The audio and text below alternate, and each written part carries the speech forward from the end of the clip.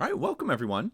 In this lesson, we're going to be introducing a new derivative rule, product rule.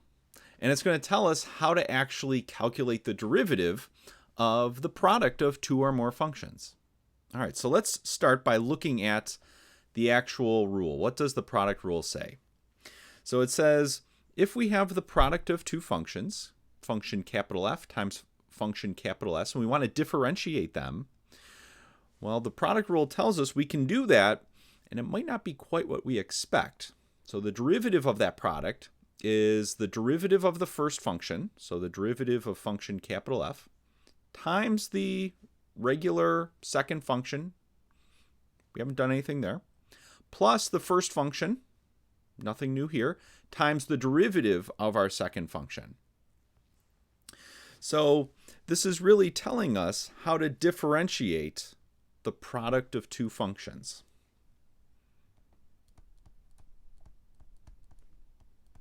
So this is important to keep in mind.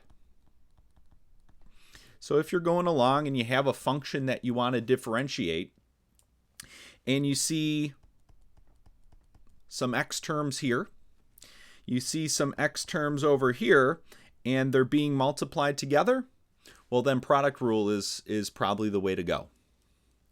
So normally if we see multiplication of x terms or variable terms, if you see multiplication, we kind of have to treat that special. So most likely we need to use some product rule. All right, so how can we actually implement this formula? So you could just memorize it. That's one way to just have this formula memorized. Another way to kind of think of it, and this is kind of how I remember it, so you might know some other way. So you can always just memorize this formula, perfectly fine to do that. This is how I think of it though. So we have a product of two functions that we want to differentiate. And I'm going to use this bracket prime notation to indicate do the derivative. Just kind of a shorter notation as compared to this ddx. So we're just going to use this bracket prime to indicate do the derivative of what's inside. All right, so how do we actually implement the product rule? Well, we have the product of two functions. So what I would do is write down two copies of that product. So capital F times capital S, and then capital F times capital S. So I write down two copies of that product. Then I put a plus sign in the middle. And then in this first copy, I'm going to apply the derivative to the first function. And then in the second copy over here, I'm going to apply the derivative to just the second function. So in this first copy of our product, the derivative goes onto the first part of our function. And in the second copy over here, the derivative just gets applied to the second term in our product. And that's just maybe another way to kind of remember the product rule. And spoiler, we're going to be also looking at quotient rule. And so this kind of setup, actually, we're going to be able to kind of use a lot of this in talking about the quotient rule, this kind of thought process here.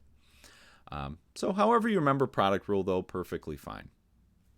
So this maybe is just a little way. And this, I like this bracket prime notation.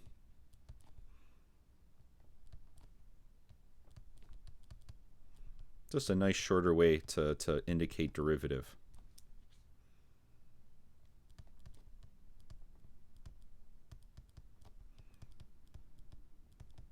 Okay. All right, so what's so special about product rule? And, why did I say this might not be what you'd expect?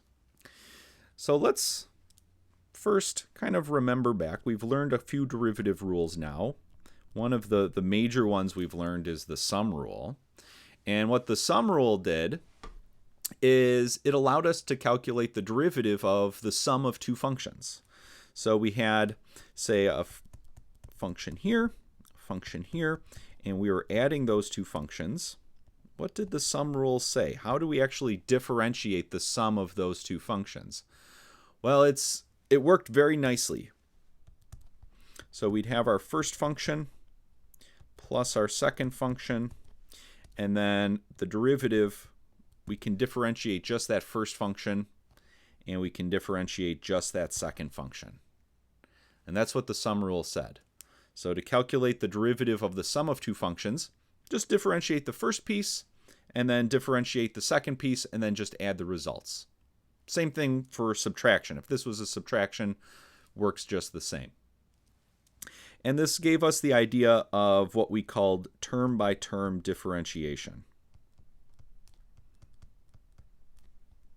So for addition and subtraction, this is kind of almost what you'd expect. How do you differentiate the sum of two things? Well, just differentiate the first piece, differentiate the second piece, and just keep the addition or subtraction the same. So with product rule, it's almost like you'd expect. It would be nice if it was. You almost want it to be. And this is what you'd probably expect.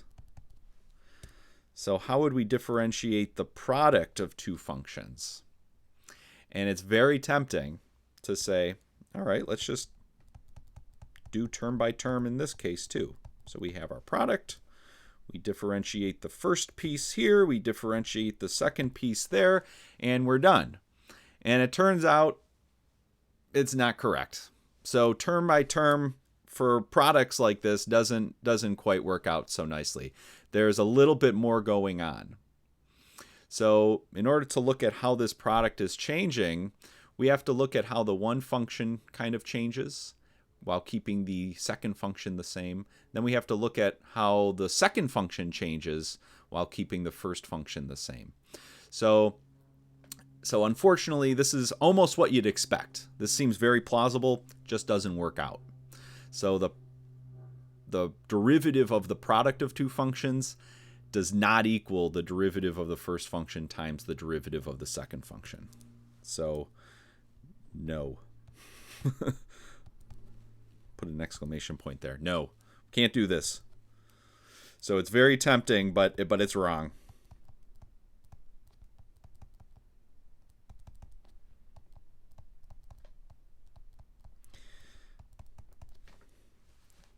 So instead, this is what we'd want, but instead we got to use the product rule.